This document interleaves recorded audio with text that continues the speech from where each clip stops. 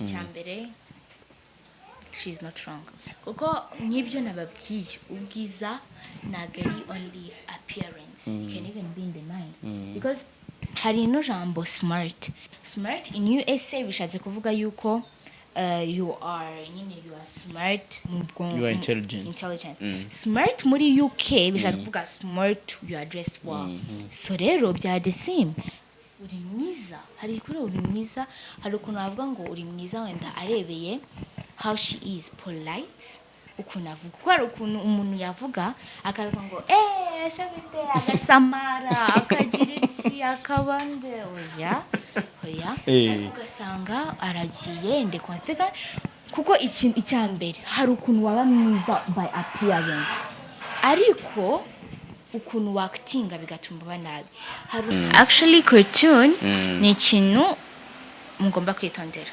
cyane cyane ababyeyi cartoon muri ino minsi yabaye mbi nko for example une fois tu vas laisser ce monde derrière et c'est pour cela tu dois vivre une vie que tu vas te rappeler.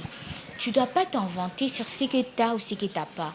Comme par exemple, ce qui s'est arrivé à cette petite fille AKEZA qui est morte. Peut-être qu'elle disait que quand je vais grandir, je vais devenir une musicienne qui est très connue. Mais malheureusement, c'est le contraire qui s'est passé. Elle est morte. Mes condoléances à sa famille et pardon à tout le monde.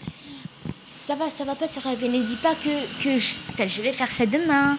Je me sens pas bien. Je vais faire ça demain. Tout va arriver demain. N'importe quoi. Non. Commence maintenant. Yes, reka twizere ko mumeze neza cyane abakunzi bacu mwese abakunzi ba JALAS Official TV aho muherereye mu Rwanda batwumva cyangwa se badukurikiye bari hanze yarwo twizere ko mumeze neza cyane.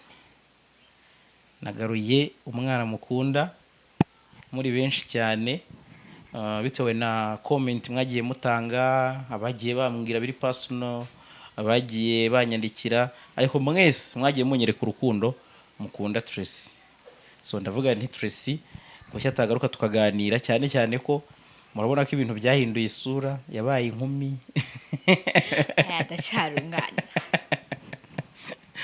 siyo Tressy yabaye inkumi kandi ubushize twahuye umubwira uti nimba inkumi ariko ndacyari umwana ntago nahira ntabwo inkumi nako ndacyari umwana ndacyari ntago ndakura ngo bimere fresh cyane ahandi se warumeze ute? meze neza nta kibazo Imana yaraturinze 2021 yabaye tafya ariko turashima Imana yuko turi bazima duhumwe ku mwuka wazima nta muntu muri famille wapfuye warwaye ako ndagiye ararwaye ariko Imana yaramufashije turashima Imana. Wow, watangiye ute 2022 2022? Nayitangiye simbizi biri ntabwo nayitangiye 100% neza zeri nka 50-50 bitewe ariko narindi happy yuko 2021 tubwiye bye nyine bye yaragiye tugiye muri 2022 new year new goals. Wow, new goals. So namenye amakuru ko mumaze gukandagira muri secondaire. Nageze muri secondaire ya mbere. Uri mu wa mbere? Yeah. Niga Madame Mary International School Complex stage 7 kuko ari Cambridge School ntabwo byari muri secondaire rero burakomeza from 6 7 nta kintu byahinduye hose muri wowe nyine wumve ko hari igihindutse?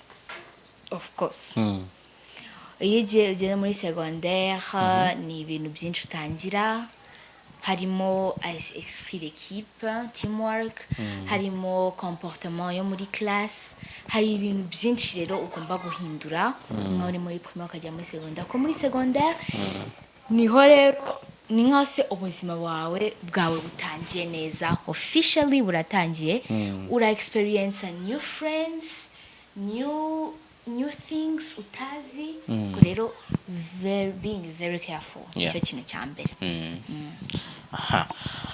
Tressy rero umuntu yagiye kujya muri secondaire n'ubwo bwose mwebwe mukomerezaho hari ikizamini gikorwa sibyo ze yego kugira ngo bave muri stage imwe ajya mu yindi icyo kizamini se wabyitwaye mute ko nta makuru uri kuduha naragitsinze kuko ikizamini kiri out of 6 rero nabonye 6 atandatu mu ndimi nabonye 6 muri English na science ubwo ni 6/6 yeah 6/6 6.0 over 6.0 muri English of course muri mate ho nabonye 5 kimwe na science ahandi hose urapfuka ahandi hose ni 6 bon nago narindi happy cyane ko nabonye 5 ariko na at least I passed hari benshi batabishoboye no kugeza kuri 2 ariko ndashima Imana cyane math irakugora bon math nago navuga yuko ingora ariko muri secondaire ikintu nabonye math ni ikintu cyo kwitondera kuko iyo urangayeho na gatoya mwarimu aragusiga ntabwo ugera nko muri primaire aho uyu munsi mwiza iki ngiki ejo mukazakora activity mukongera mugakora iyindi maze mugahita mujya ku kindi hoya niba uyu munsi ari math murayikora mukore na activity ejo muzajyeho at the end of the week mugakora assignment or assessment kandi ibyo ngibyo bikazajya kuri report card yawe rero math ni ikintu kigora of course ntabwo ari ikintu wakumva utakoze practice yego rero math ntabwo navuga ko ingora kuko nkunda practicing at school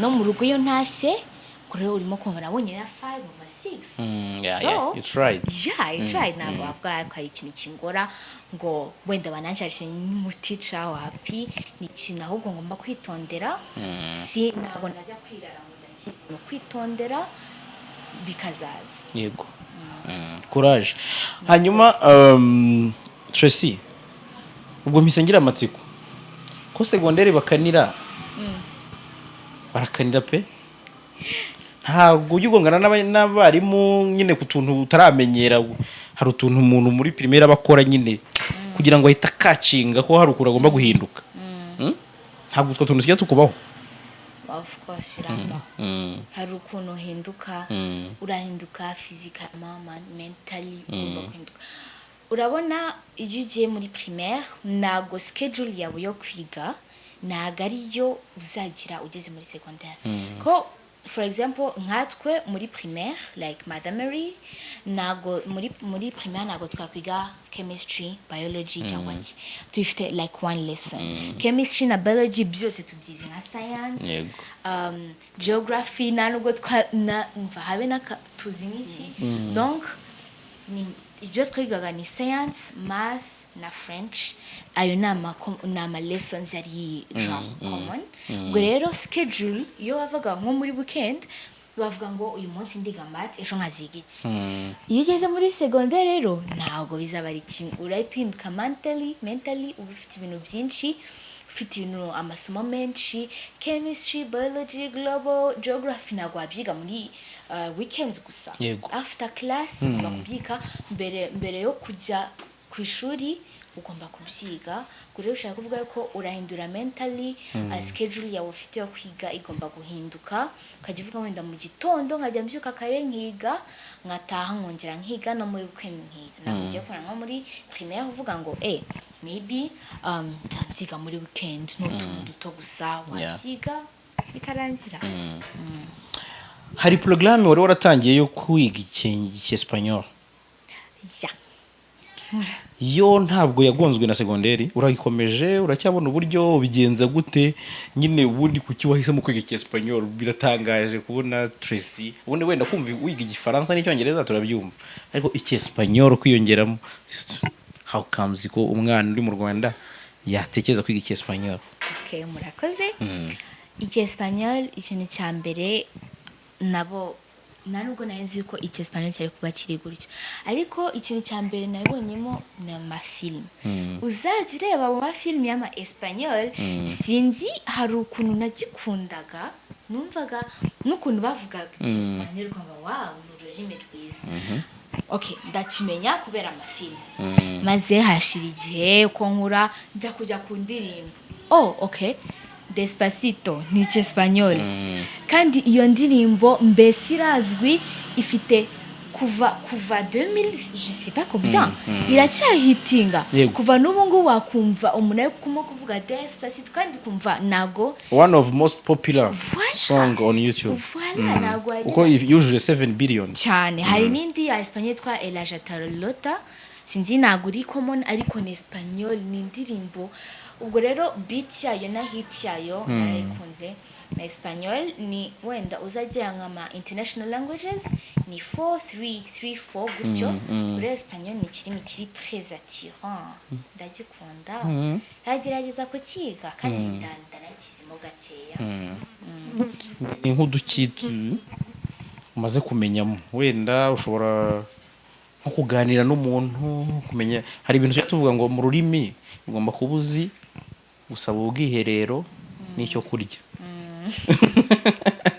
kugira ngo utazayicwa n'inzara ibyo wamaze kubimenya oya kugira ngo uzamenye ururimi nuko ukamenya ama alphabet ibyo byo ndabizi kugira ngo nzakubwira alphabet ndabizi voyelle ndazizi no gukora presentation nibyo bintu basic muri Espanyol kuko muri 2021 naravuze ngo nziga Espanyol ariko numbazi byabayeho nkuko navuze 2021 was not my year yabaye hari ibintu byinshi byiza byabaye ariko nago nayifashe neza nkuko nafashe 2020 nubwo quarantine yaraje ariko it was still my year 2021 nago byaruko navuze ngo nzajya kwiga Espanyol byarangiye nta kintu nize rero 2022 new year new me new goal nziga Espanyol nzayiga nyumve ku buryo nanabasha no kuvuga some basic things n'umuntu uzi Espanyol tukavugana bikaba donc kubyumva ukavugana n'umuntu bikaba nk'ikiganiro harya umaze kugira imyaka ingahe 12 yonyine yego wow ukaba uri secondaire yego ntabwo uri muri babandi basibijwe na covid se oya ikindi nanone shima Imana kuko Mother Mary muri quarantine donc muri corona turi twabadushe muri guma mu rugo nago twarese kwiga guma mu rugo ikizi kuko nibuka neza twari turi on a Saturday night kandi next Monday byari exams to end term 1 mama taha ni mugoroba mwumvisha amakuru hoya na kintu twumvisha ducana radio corona yaje hari umuntu byabintu ngo hari umuntu avuye corona kandi byo na Saturday Monday dufite exams I remember dufite exams boom corona biraje Monday no school okay a part of me was relieved kuko icyo je narindi mama yaje ndi mu cyumba ndimo kwiga English ndimo kwiga I was relieved ariko n'ikindi nese mama ishazwe ko tuzasibira lucky as after a month bazanye bino bintu bya e-learning kwiga online I was like wow so nago twasi ubwo rero na of course ikizamini twagikoreye online turagikora ndagitsinda ndakomeza kuko narindi muri grade 5 grade 6 nitangira online wow buryo ubwo rero nago nasibiye ndashima Imana n'ikigo nagiyeho mbese perfect ibyo bintu rwose biranshimishije kuba utarasibiye kandi hari abana badindiye barababara hari n'abarivuyemo hari n'abagiye nyine nuko bica intege ariko nyine nta kundi niko icyorezo nyine cyadutegetse ntabwo twari twifiteho uburenganzira 100% ariko kubw'amahirwe Tressy we ntiyasibiye no gushima Imana okay ubwo ngubwo rero Tressy muri kumva ko twamaze kwinjira mu kiganiro amaze kutubwira by'umwihariko ko umwaka wagenze ubushize nuko yatangiye uyu nguyu donc muri kumva ubuzima bwe arambwiye ati byanga bikunda uyu mwaka ngomba kurangiza nziki Espanyol neza ndetse cyane kugeza ubu ngubu ni nko dukimaze kumenyamo dukeya twatundi tw'ingenzi uvuga uti nshobora kuvuga ibi like présente kavuga wenda my name is Tressy no mfite imyaka ingiyi ngibyo nabivuga aba dukurikiye bumva Espanyol ngo babibwira nuko ntazi ko bahari ngiye kwipresenta ariko ndavuga nk'izina yego hola me llamo Tressy muchas gusto ubwo uvuze amazina yanjye ni Tressy hola ni Tressy mucho gusto muco gusto bivuga no kuvuga nka merci murakoze nya ndabashimiye nya nko kuvuga uko nguko kuko nka muco gusto ni nko no gusuza ko nandi magambo nta basic ni nka gracias gracias merci ya gracias ¿cómo estás? How are you? Estoy bien. I am fine. I'm fine. Izaza kabisa. Bizaka. Yeah.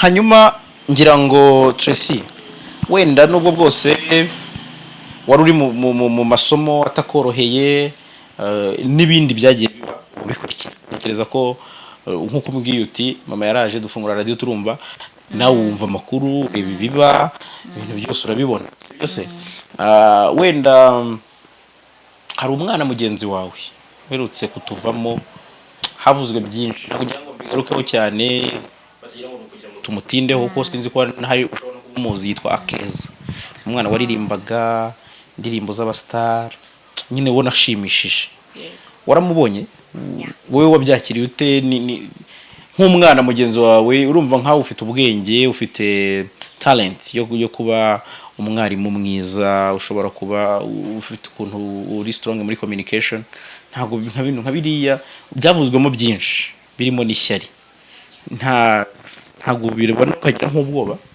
murakoze icyambere nabimenye kuri YouTube kwa kundi jya kuri YouTube scrolling mbona ngo umwana yishwe n'iki cyambere ndi umwana mutoya umumarayika uko nguko agapfa genre kuri iyo myaka cyambere my first reaction nari surprised na shocked ndagenda ndareba sanga yuko ikintu bita belle-mère ndakeka ariko babire mu Gifaransa mother-in-law yeah step mother ya mukase nagiye ngo mbona ngo niwe ngo niba yari yamushyize mu mazi bavugaga ko bishoboka ko iwe wamushize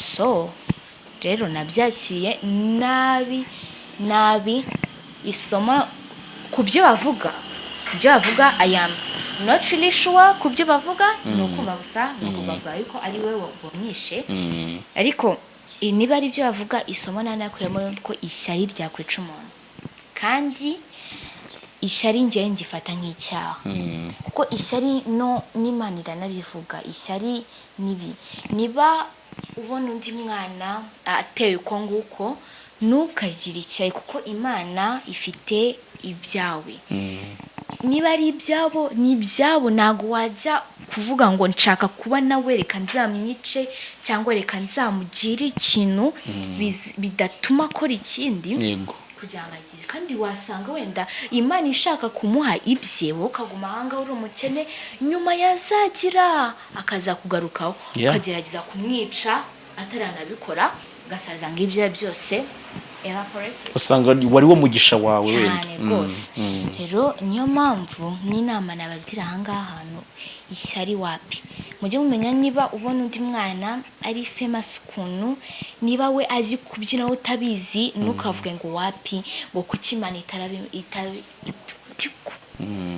ujye umenya yuko Imana ari byo yashatse Imana ifite his own reason Imana yabishatse yashatse yuko biba kundi ariko pano rero ishyari no byakwica umuntu byagira ingaruka mbi rero ku bana bagenzi banjye buri muntu wese niba utangiye ibintu byo kugira ishyari tangira gusenga kuko wamenya wakora ikintu nta nubwo wabimenya hari ikintu wakora bikaza gutyo ukumva kwica umuntu ishyari rikagusa umunsi mw'ishyari ryaza kumfasha kumwica bikarangira kandi atari byo washakaga rero inama nabagira nuko niba utangiye kugira ishyari ni ugusenga nta kindi wakora ni ugusenga kwicisha bugufi ukamenya yuko Imana in the future he has bigger plans for you kurusha undi kabisa iyo ni ingingo hanyuma Tressy nagusuye mu rugo kubw'amahirwe mpura na mama nabonye mama ari umwadeperi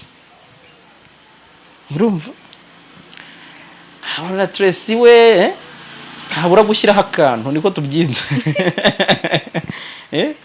mu byumva kimwe gute mama wakumva kumva ko ugomba gusuka nk'imisatsi ugashyira akarujari nta kibazo burakoze cyambere nago nkiraho cyane nago bon niba ari ikintu nanga mu buzima ni makeup okay makeup of course wakishanga pour hagati ariko pana kujya kwishiraho rouge à lèvres bya danger fond foundation biriya bintu abakobwa bakunda gukoresha nubwo nabimaraho ni sa n'agasinguta kamwe numva biri it's like a burden in my face.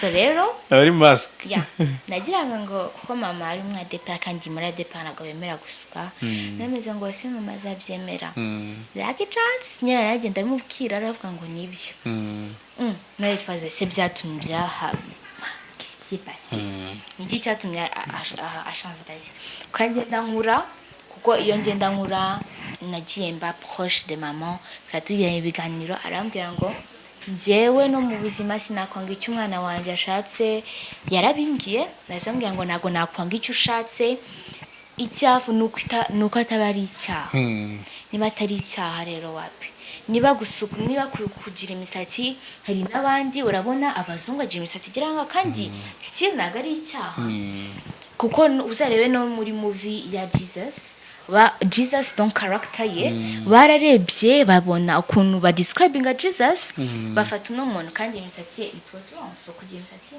nagari icyaha rero mama yaravuze ngo nubwo ushaka kubyina nago nzangatare yawe icya moins que ça ne s'applique niba ari ikintu kibi cyo ngicyo cyo of course nago nacyemera ariko niba ari ikintu ukunda ushaka gukora cyiza Imana itakwanga donc bitajyane na satani n'ibiki naco rero mama she is very supportive kandi nibyo rero nanjye niko nzamera. Hari isomo ubona ababyeyi bakamwigiyeho ukurikije ko mu bana nicyo kintu yakubwiye?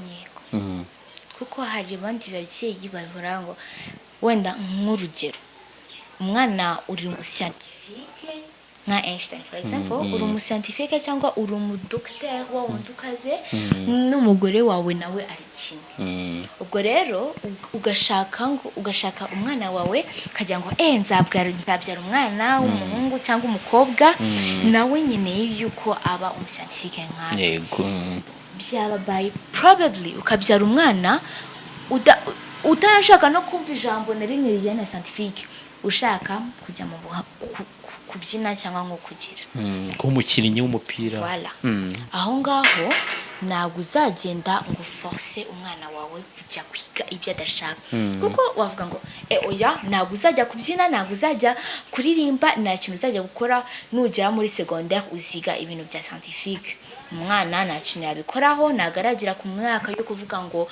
genda kuringi arazakora uzasanga umwana agiye kwiga ibya scientifique yakura akagera mu bihe bye byo donc independent ugasanga umwana yabaye umuhanzi umwana yize ibintu bya scientifique agiye kuba umuhanzi cyambere ni waste of time urabona secondaire yose yataye umwana arimo kwiga ibintu bya scientifique akazavamo akajya mu buhanzi ibyo ni biki ngira ngo harakameme katrendinze cyane mu minsi yashize bavuga bati ababyeyi bacu bakuze bazi ko tuzaba abadokiteri none ubu turi aba DJ you understand urumva rero ko birashoboka ko nk'ubyo uri kuvuga koko umwana ushobora kumushyira mu kintu kandi we atagifiringa ndetse ntunagendere ku marangamutima ye igihe cyazagira kigumura akajya muri cya kindi yashakaga icyambere donc hari disadvantages umwana yazaba waste of time ujya waramusupportinze yari kuziga ibyo bintu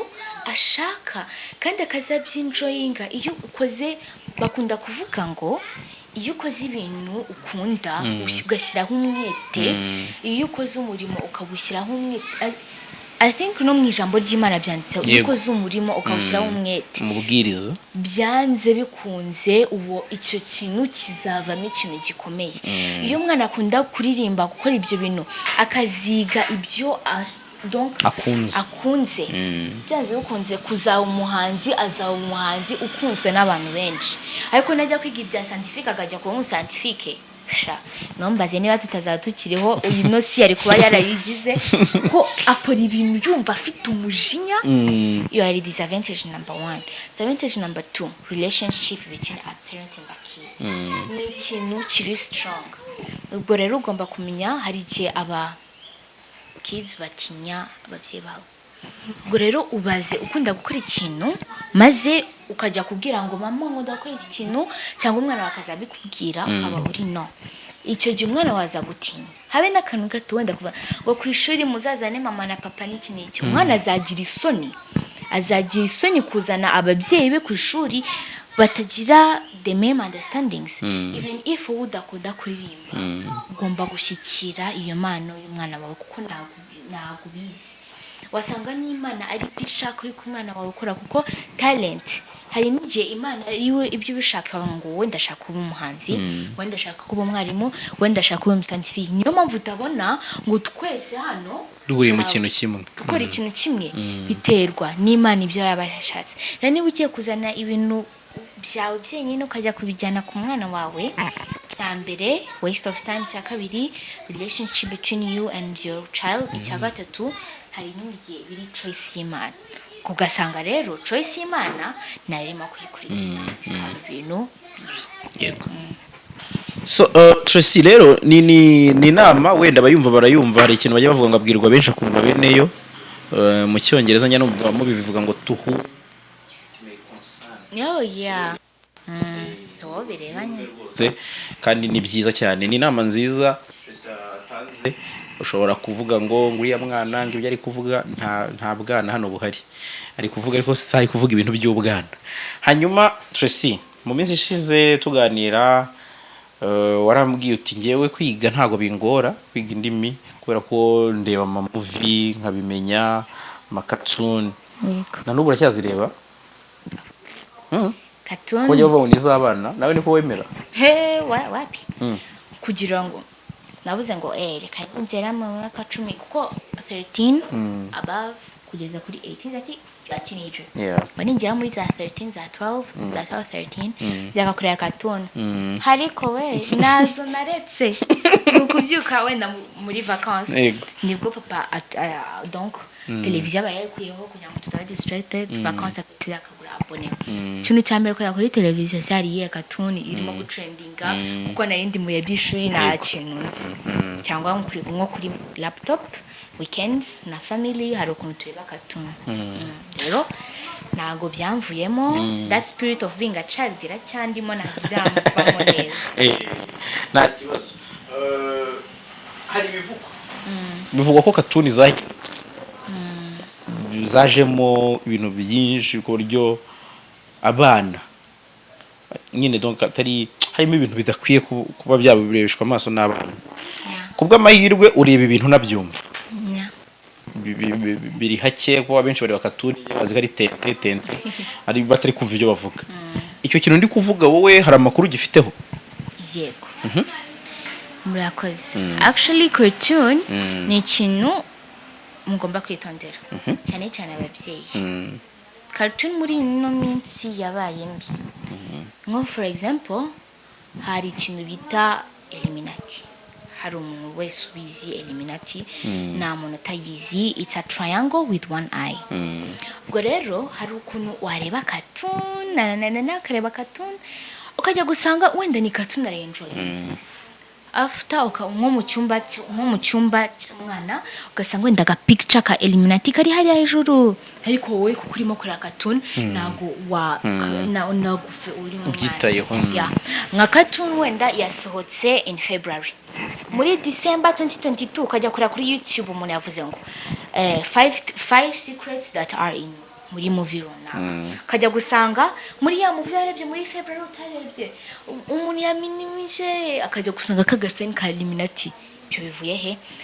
Koko iyo movie maybe yabaye inspired demonically, satanically, nagari ibintu donc bitarimo hari satanic actions. Niba ubonye Illuminati hari satanic actions, satanic thinking, bese half of the things ni satanic. You ubonye Illuminati ukajya gusanga wenda mu bintu barimo gukora hari umuntu ukunda hidinga kuko ibintu cyitwa one eye umuntu ukunda hidinga one eye akagumana one eye iyo ni indi scene ya Illuminati donc iyo ubone muri ino movie hari n'igihe bakorana bad signs ntubimenye hari n'igihe ugasanga another barimo kuri ibintu barimo kuririmba ugasanga another frame irimo the coins for example bino bintu nabibonye mu movie atandukanye sinibuka amazina yako narayabonye rero iyo ngiye kureba cartoons sinzi ukuntu nabigenza kuko I don't have trust na cartoons za kera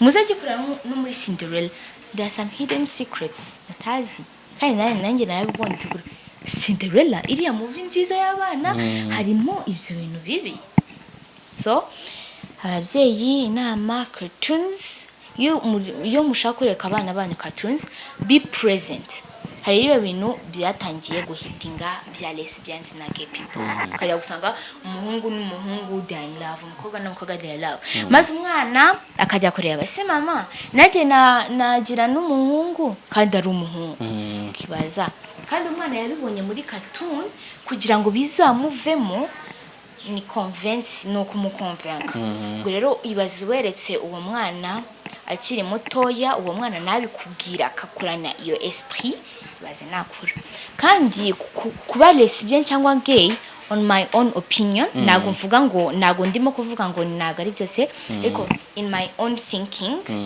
I think it is a sin maybe urimo kureba wavuga ngo oya ni ibyababo ni bibareba ariko in my own opinion being gay and lesbian is a sin ko muri biragomba donc se marier avec une fille nago handitse umukobwa n'umukobwa ronjewe it is against it so I'm like no nago nabikora it is a sin ariko if you find that different it's okay you have your own view nanje nikombi bigera ariko I would advise a lot of people amakatunzi yabaye mabi cyane rwose rero iyo ushaka kwereka umwana wawe cartoon hagiye na cartoon ibifite moral lesson kandi ni nziza ariko harimo bad signs rero ngomba ku making sure you are next to your kid murimo kureba cartoon be there kugira ngo niba bad scene ije ubwira umwana ngo noza kuri ibyo bintu ni bibi umwana aravuga mama arimo kuvuga ngo ni bibi ukanamubwira ngo kubera ibi nibi umwana aravuga ntabyo nzakora agafatamo the important thing ibindi akabireka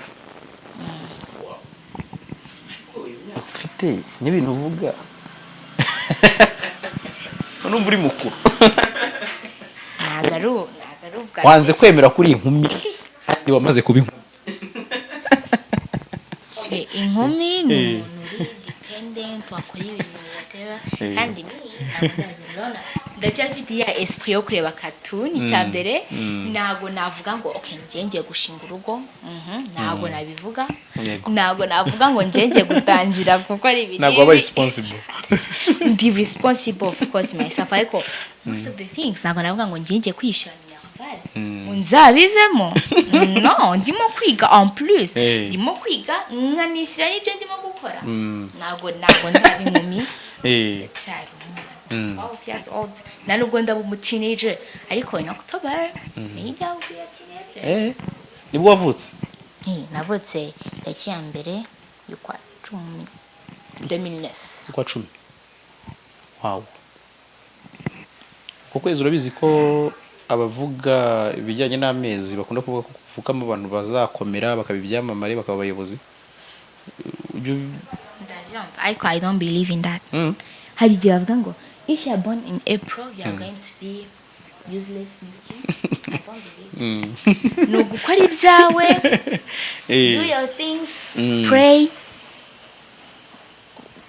you will see ko I don't like nago mvumuda ko ngo if you are born in December you are this if you are born in whatever you are useless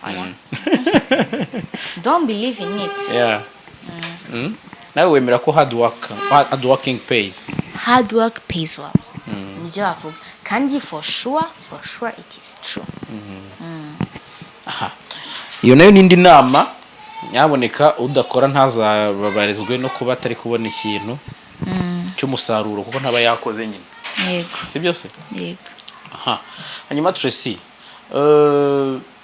amasomo se kuri YouTube arakomeje abantu bajyeho Ego abanzi abakurikira my social media YouTube especially bazi yuko ari buri Monday up to Friday up to Saturday video every time at 5 a.m. Donc saa 11 za mu gitondo I always upload a video of teaching. Rero if you're willing to go to my YouTube channel, it's Ahababaza Tressy, Ahababaza Tressy, nigisha French na English and chira video buri munsi uretse ama weekends at 5 a.m. Chatsi kuvuga ni saa 11 za mu gitondo. Na Saturday I can post something on Saturday ariko biterwa nago ari ibintu kuko Saturday tuzi ko ari weekends, ni weekends ni igihe cyo kurelaxinga. So nago ndimo gushaka ko abantu bankurikira ba relaxinga kandi yeah. Kuki wahisemo ayo masaha kandi abantu baba baryamye? Okay. Icyambere njewe nago narenza 5h du matin narabyuka. Okay. Yes, byashoboka muri weekends. Muri weekends nabyuka muri weekends byuka like 8 9 muri weekends ba naryamiriye ariko kuvuga Monday up to Friday ngeza izo sana narabyuka nabana ko at 4 saa 10 cyangwa saa 10 n'igice banabyutse. Wow. Ngiye kwiga nibyo nababwiye at the start of this video navuze ko schedule igomba guhinduka. Rero ndabyuka ikintu cyane nakora no kwiga nkiga saa 10 cyangwa saa 10 n'igice akabiri ngo mbyuse nkiga ibyo ngomba kwiga nkiga 5 a.m. nkajya kureba se video nashyizeho yagiyeho nkabona yagiyeho good nkakomeza nkiga cyangwa nkakora n'utundi twanjye nkakora plan of the day. Icyo ngomba gukora ni to do list ni ikintu nandikaho nkavuga ngo ndabyuka nkora ibi nibi natamvuye ku ishuri nkatikinga ibyo nakoze and that makes me feel productive. Feeling productive is when you do c'est quand tu fais quelque chose and then ukumva nkaho utakoze ikintu. Hari igihe umunsi wose urangira ukumva si uyu munsi nakoze iki, si uyu munsi hari ikintu cya productive nakoze, hari ikintu kidasanzwe nakoze. Rero buri munsi ngerageza gukora ikintu kidasanzwe nakora mu yindi minsi nkagira that good feeling of being alive, of doing things. Wow. So 5 a.m. nagari ikibazo cyanjye kandi impamvu 5 a.m. nayicuzinze nanone nukubera ndakeka muri school days aribwo abana babyuka 5-6:30 so yeah bakamanza kareba akavido mbere yuko bajya ku ishuri cyangwa kareba batashye. Wow. Hari umusaruro wabonye bitanga? Yego. Kuba warahisemo icyo gihe? Yego. Icyambere bituma mbyuka. Hari igihe bavuga ngo se saa 10 ubuse uyu munsi can I have a rain check? Kuko kugira rain check ni nko kudiringa. Can I have a rain check simbyuke? Ariko kugira ngo it is in my blood, in my soul, nzi yuko 5 a.m. ntabwo najya kuryama. Okay, najya kuryama ariko nkabanze okay 4 ndababyutse najya upload ka video 5 a.m. nkavuga ngo se waretse nkava rain check hari video agomba kujya ndabyuka ndagenda nkayishyiraho kuko nagiye deja kureba na video yagiyeho ugire navuga sensubire kuryama ntabwo byashoboka nahita niga so bira motivatinga kugira ngo byuke. Kandi ikindi kubyuka kare uzare no kuri Google n'abantu bakomeye babyuka kare ntago wazi kumva nka Einstein wenda mu bihe byandi yakoraga ntago wajya kumva ngabyuka at 10 oya ntago byashoboka 4:30 cyangwa 4 aba yabyutse. So rero mu bantu bakomeye bakunda kugira kandi mu Kinyarwanda bakunda kuvuga ngo igiti kigorwa kikiri gito. Iyo habit yo kubyuka kare wayitangiye amonage imagine ugeze kuri 24 aho ngaho bizaba binomo uzajya unabyuka 3 uvuga ngo ntago ari 4 already ukanabura ibitotsi. Nugerageza kubikora at 23 kandi waratangiye gukora bizaba biri hard. So rero igiti kikaba kikiri gito habit no kuyitangira ukiri mutoya niba ari ugusoma ibitabo nubwo utabikunda petit à petit l'oiseau fait son nid. Wow. On dit ça en français, petit à petit l'oiseau fait son nid.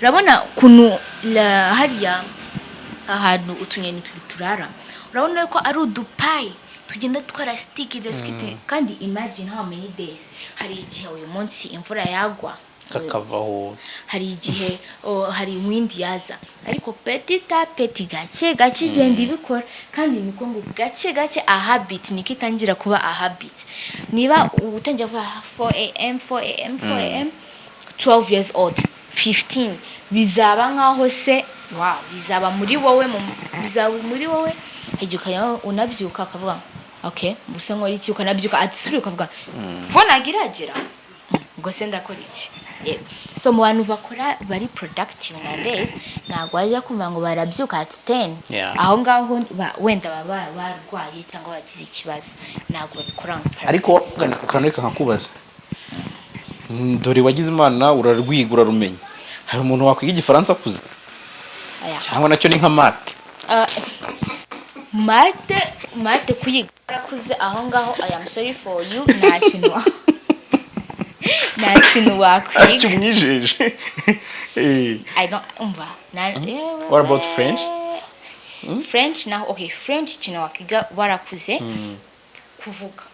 kuvuga wakiga ariko nanone ikintu wavuga ariko prononciation ugiye mwenda ugahura n'umuntu uzi kuvuga français frequently kavuga cyo gifaransa cyawe uri mukuru naho ngaho yaguseka wenda agatavuga ngo sino muntu ajya avuga igifaransa so rero nesha kwiga igifaransa utangira ubungubu ukiri umwana nukavuga ngo ngiye kwirara nzakiga nkoze ntabwo ari nka English na accent zirimo na kintu particular kinimo rero wakigukana kivuga ariko français orthographe grammaire accent prononciation ni kintu gikomeye conjugaison so ni kintu gikomeye iyo ni inama ubwo uyumva yumve nyine uwiga yiga hakiri kare si byose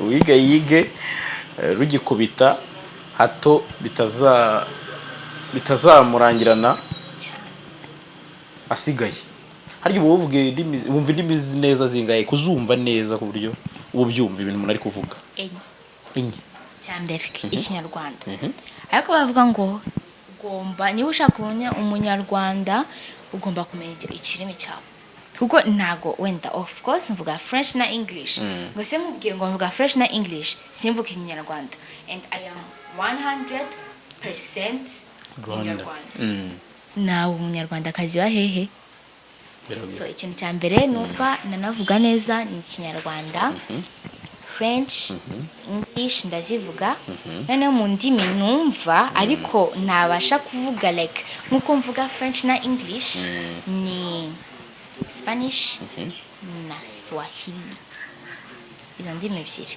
ndazumva neza ariko bya wavuga n'ikintu nkacyumva ariko kugira ngo nzakivuge nkuko kivuga urimo kurapa binyeneye practice ntabwo ndabimetrize neza ariko j'ai besoin de practice Imana izagufasha kubera ko nibindi burya baravuga ngo ushaka no gushobora cyane hari abana bavuga ngo hari umugani yacu cyangwa ngo ushaka inkuru cy'amangazo niba nshaka kumenya Spanish no kubyishyira mu cyambere bigomba kuba bindimo cya kabiri no kwiha umwana ko Spanish Kiswahili ntago ari ururimi uvuga ngo ndaza novo umuntu ubivuga mbisubiremo alphabet consonants présentation saluer les gens greeting people bigatangira gutyo petit à petit l'oiseau fait son nid nibyo so rero Tressy twaganiriye ku tuntu tw'ingingo zigiye zitandukanye ariko urabizi ko ni ku cyumweru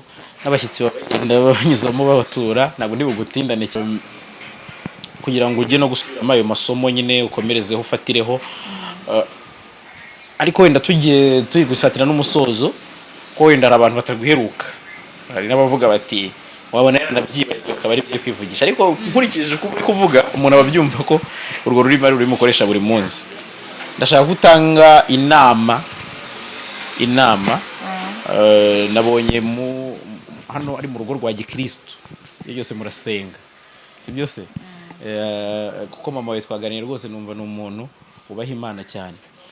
Mama no de père byatanje Pire 100% nanje mbazi byanje. Okay, njyewe ntabwo navuga ngo ndi umwade père ndi umuki nubaha Imana ariko ndateje j'attends ariko ubu ngubu because ndimo ku depending on my parents rero I am an de père. uzafata izindi decision nyuma ariko kugeza ubu umwade père ufite usutse ntago nsutse ibi braids n'imisatsi yanjye basutse so ntago mbifata nka c'est naturel.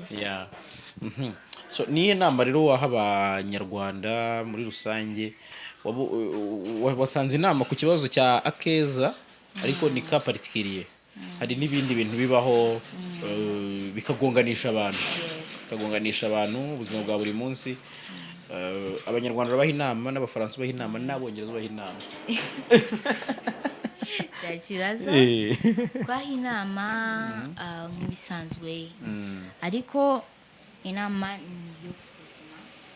Donc inama nabaha nuko one day umunsi umwe uzasiga inosi behind you, uzayisiga wigendere. So rero live a life to remember. Ubuzima, this is your chance.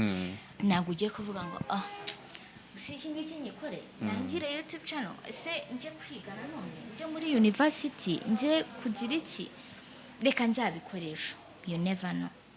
Si nk'ibyabaye kuri AKEZA ntabwo yari yarabiplaninze wenda yavuga ngo ninkora nzaba umuhanzi ariko dore ibyabaye ntawamenya ibyaba ntawamenya. So today is the day.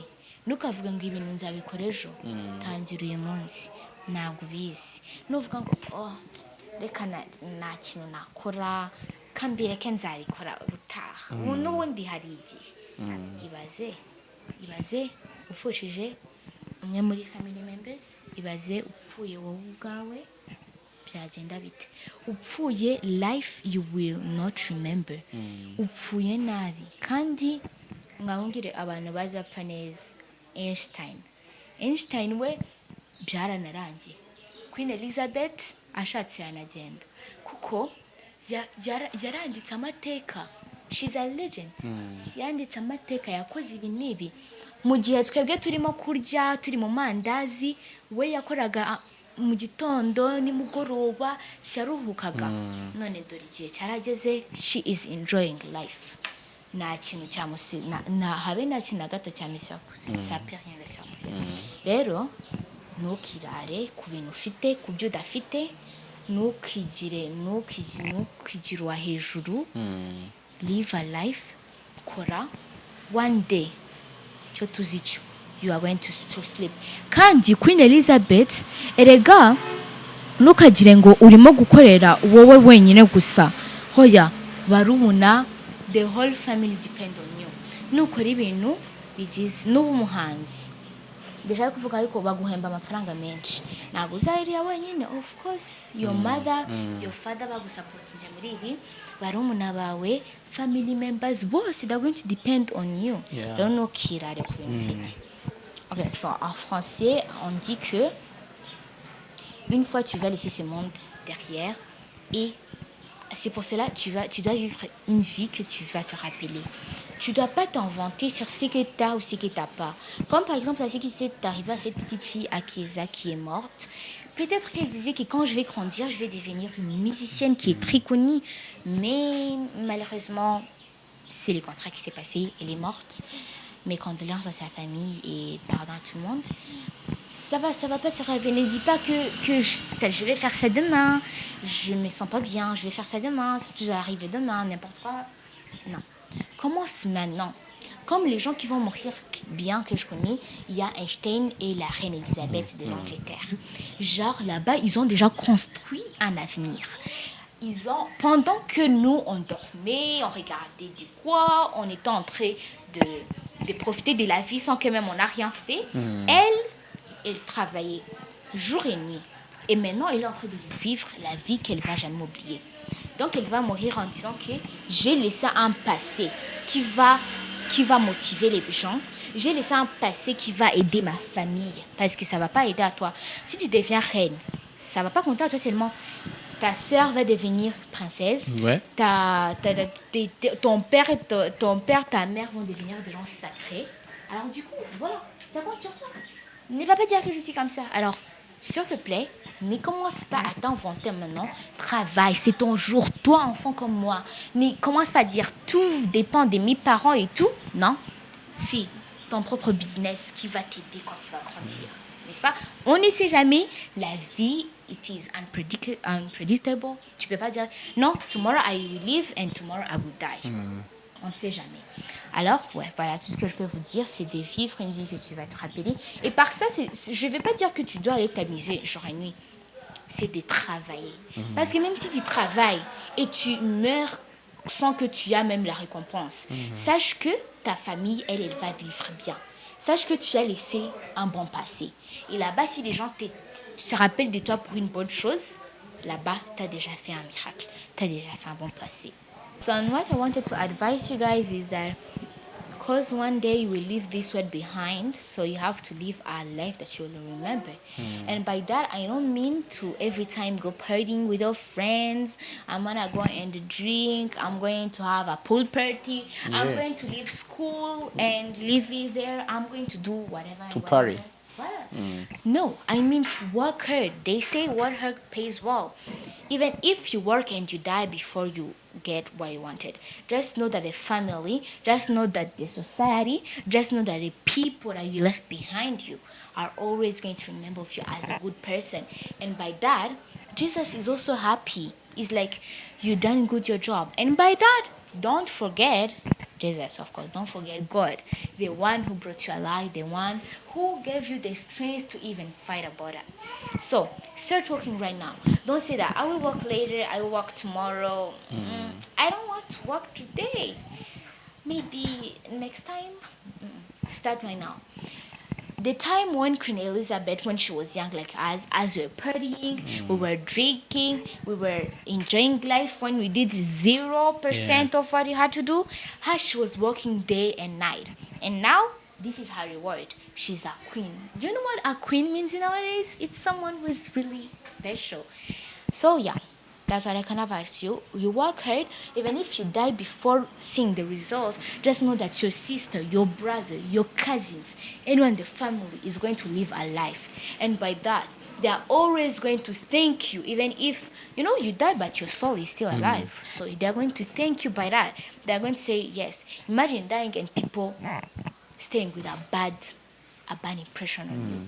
Turamukiza. Yeah, she was a bad guy. think that she's gone. No, you wish people remember you in a good way.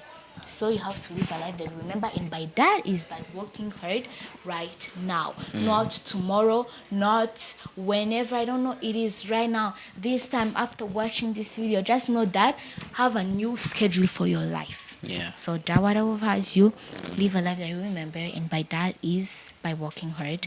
Because they always say, work hard, Pays well. So, Tressy, ndumva message yawe yatambutse kandi yumvikanye. Turi mu gihe cya Miss Rwanda 2022. Utekereza ko wazajya nko muri Miss Rwanda? Okay. Icyambere muri kwa wayishira finga. Ngiye kukubwira. Ntabwo uri uwa mbere nta n'ubwo uri uwa nyuma. Ugiye kumbwira ngo siko na Miss Rwanda. Umuntu wa mbere abimbwiye ni mama. Wow. This morning, arimo gukora imisatsi cyane, she was like, is it Tressy ko wajya muri Miss Rwanda?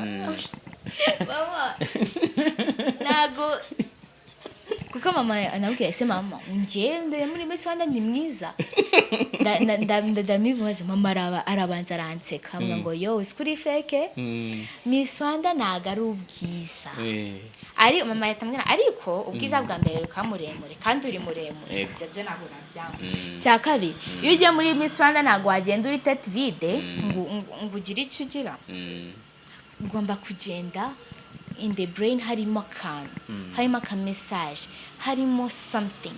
So I was like yes nibyo Miss Rwanda ishaje kuvuga I don't know ariko we will see nuko nago ndimo kuwilinga for being that ariko yeah we'll see ariko ikintu nshaka kuba ni actress nanone kuba umwarimu kuba ukora ubwarimu nicyo kintu cya mbere cya kabiri no kuba actress nago nshaka gukora one job only I won't be satisfied 2 3 I like that. Muri iyi minsi rero kuri Miss Rwanda hari saga iri gutrendinga cyane kuri Miss Jolly Miss Mutesi Jolly numu judge hari umukobwa yabwiye ngo uri mwiza pe umu contestant abamwe bati yararengereye ntago waba uri judge at the same time ubwira umuntu uri mwiza bisa nk'amarangamutima no abandi bati ni ibisanzwe nta panike nubwo ari irushanwa hagomba no kuzamo ikintu cyo koroshya ibintu umuntu akumva ko ari à l'aise wowe urumva waryama he kuri izo ntuze ebyiri ngwaye suicide ebyiri ni iki wavuga ku bantu bari gutera ibuye Miss Jolly? Okay icyambere she's not wrong kuko nk'ibyo nababwiye ubwiza nagari only appearance it can even be in the mind because hari no jambo smart in USA bishatse kuvuga yuko you are smart you are intelligent smart muri UK bishatse kuvuga smart you are dressed well so rero bya the same uri mwiza hari kuri uri mwiza hari ukuntu avuga ngo uri mwiza wenda arebeye how she is polite ukuntu avuga kuko hari ukuntu umuntu yavuga akavuga ngo sabite agasamara akagira iki akabande oya ugasanga aragiye nde constance kuko icyambere hari ukuntu waba mwiza by appearance ariko ukuntu actinga bigatuma banabi hari uguko ni mwiza pe mbese isura ni nziza ni mwiza ariko kuno ameze arasamara arashokura ku ishuri ni umwana uri utari polite ibyo ngibyo bimuha bad whatever ariko iyo aza ko ari umwana ucisha bugufi uri polite uri smart no mahungu bose no kwiruka kuri we rero wenda Miss Australia yarebye uno mukobwa acisha bugufi nago yagiye aho ngaho ngazanye ibintu by'imikino ngo ngo se muzi n'ikindi yaragiye azana wenda yarabonye abona umuntu smart ukuntu yicisha bugufi imbere y'umuntu ukuntu iyo bamujije ikintu avuga ngo murakoze yarangiza akavuga murakoze ukuntu avugana n'abantu kabona abantu nago bari boring of ahubwo bari they are enjoying her entertainment. So uri mwiza rero me am the beside that yeah now in that wrong yakoze Jolina literally supporting her everyone has his own point of view rero babanda tangiye kuzana sababu zabo sometimes nago bikunda warumbwiye uti ngewe ndashaka kuzakora imyuga ibiri kwigisha no kuba umu actress na voice recovery bino ukora ama voice over comme narratrice. You like it? Yes. Really? Okay, I even like singing. I think I don't even know how to sing. Do I know how to sing? Or you fear public? Me? I don't fear public. No, ni kwa kujya muri Miss Rwanda no kuba mu musician. Public ni ikintu. Uziko public ari ikintu nisanzuraho. I am myself in public. Really? I am myself. I feel comfortable in public. Since nikomeze nijima nashatse. Yeah. So, Tressy courage rero. Murakoze cyane. Courage kabisa, courage rwose. ngira ngo abantu nk'ubushize nko twari twabigenje dushobora kongera tugapininga link bagakomeza gukurikira amasomo yawe uko ugenda uyatanga umunsi ku munsi kubera ko hari abantu bavuga bati wenda Tressy twamukura he uyu mwana iki ubwo bagende nyine kuri YouTube channel ku kintu kimwe nakunze cyane n'ukuntu mama we yambwiye ati nge nta YouTube channel narinzi ni Tressy wambwiye ngo ngomba gukora YouTube channel nanjye byarantunguye mama ku ishuri batubwiye twari turimo kwiga ICT atuga ngo uzi n'ikindi kugira ngo uzabone amafaranga abantu baba YouTuber they have a lot of money no they are successful okay YouTube nanjye niyo narinze mama uzi ikintu bita YouTube no niki it's like atujye kuyireba kumbi YouTube na ahantu ubona ibi nibi mbese njye na mama twari turi abafeke bafo nta nubwo twari tuzi YouTube byari turagenda kuri comp turareba ese YouTube ni bakora ibi ushaka gukora iki ndagenda ndicara okay kuririmba ndabikunda ariko ntago bindimo cyane fashion designer se nakora iki ndi umwana kari I was 10 igihe natangiye YouTube channel yanjye nkora iki mutanibuka ese mama wibuka yuko ngunda kwigisha uziko wabikora like yiko reka nkore kwigisha turatangira gutyo nangira kwigisha kandi hari na story abantu benshi bazi yuko mbere nyine umwana nakoraga tuno dukino kuko hari n'ikibaho hano sigiye babibona araza kugishyiramo akibereka rakaba hano nkajya mfata nk'izi ntebe nkagenda nkazana izindi nkazeze uri nunuza uri keza uri saro uri inde nkajya kwigisha n'ibintu nigisha iki intebe nari mbabaje ariko nuko nabikunabwa mami this is my time to shine reka noneho mbikore nigisha audience nyayo pani intebe cyangwa ubusa rero